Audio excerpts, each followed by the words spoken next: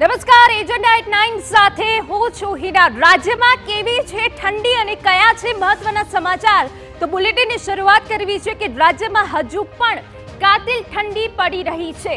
ઉત્તર ભારતમાં જે હિમવર્ષા થઈ છે તેની સીધી અસર ગુજરાત ઉપર જોવા મળી રહી છે। આપને જણાવી દઈએ કે બરફવર્ષાને પગલે ગુજરાતમાં ઠંડીનું જોર વધ્યું છે। કચ્છના કાશ્મીર નલિયામાં રાજ્યનું સૌથી ઊંચું 5.7 ડિગ્રી તાપમાન નોંધાયું। ગુજરાતના 6 શહેરોમાં લઘુત્તમ તાપમાન 12 ડિગ્રીથી નીચે ગયું છે। હવે રાજ્યની વાત કરી લઈએ તો કેશોદમાં 10.7 ડિગ્રી, રાજકોટમાં 10.8, પોરબંદરમાં 10.9 ડિગ્રી તાપમાન, જ્યારે ભુજમાં 11.2, અમરેલીમાં 11.7, ડીસામાં 12.8 ડિગ્રી તાપમાન નોંધાયું છે। વાત અમદાવાદની કરી લઈએ તો 14.9 ડિગ્રી તાપમાન નોંધાયું। અમદાવાદમાં વહેલી સવારથી ધુમ્મસભર્યું વાતાવરણ જોવા મળી રહ્યું છે।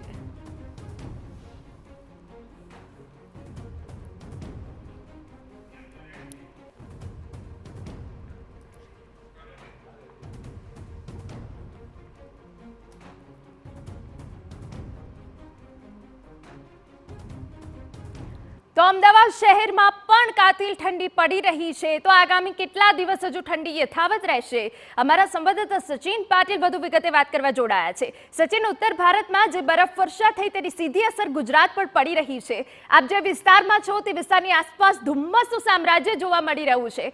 આગામી કેટલા દિવસ હજુ ગુજરાતે કાતિલ ઠંડીનો સામનો કરવો પડશે? હિના, હજુ ગુજરાત વાસીઓએ અને ખાસ કરીને અમદાવાદ વાસીઓએ જે છે એ ઠંડીનો સામનો કરવા માટે તૈયાર રહેવું પડશે અને તૈયારી રાખવી પણ પડશે। સ્વેટર, મફલર અને હાથ મોજા સહિતના જે પણ ઠંડીથી બચવાના જે ઉપાયો છે બધા ઉપાયો પણ કરીને રાખવા પડશે, કારણ કે અમદાવાદ શહેરમાં જે પ્રકારે આપણે ધુમ્મસનું વાતાવરણ પણ જોઈ રહ્યા છે, સાથે જ સાથે તાપમાનનો પારો જે પ્રકારે નીચે જઈ રહ્યો છે, ત્યારે બની શકે છે કે 10 થી પણ ઓછું તાપમાન હજુ આગળના દિવસોમાં જઈ શકે છે।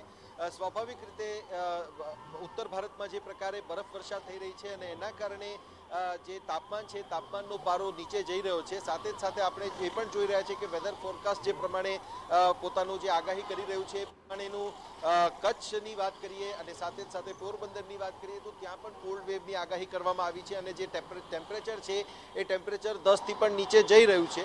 ત્યારે સ્વાભાવિક રીતે ગુજરાતમાં આ વખતે ઠંડીનો ચમકારો વધારે રહેવાનો છે અને ખાસ કરીને અમદાવાદમાં પણ એ જ પ્રકારની સ્થિતિ આપણને જોવા મળનારી છે।